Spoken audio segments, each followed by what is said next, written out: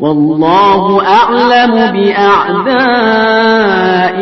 وكفى بالله وليا وكفى بالله نصيرا. من الذين هادوا يحرفون الكلم عن مواضعه ويقولون سمعنا وعصينا واسمع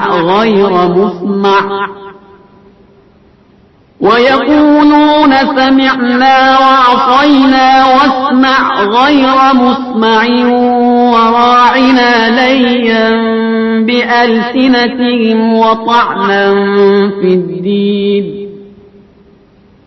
ولو أنهم قالوا سمعنا وأطعنا واسمع وانظرنا لكان خيرا لهم وأقوم ولكن لعنهم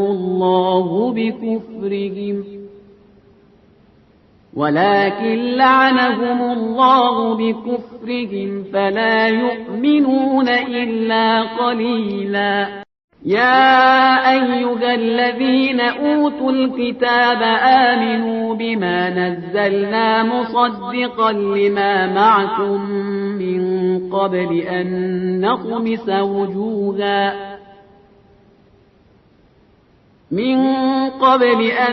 نطمس وجوها فنردها على أدبارها أو نلعنهم كما لعنا أصحاب السبت وكان أمر الله مفعولا. إن الله لا يغفر أن يشرك به ويغفر ما دون ذلك لمن يشاء ومن يشرك بالله فقد افترى إثما عظيما.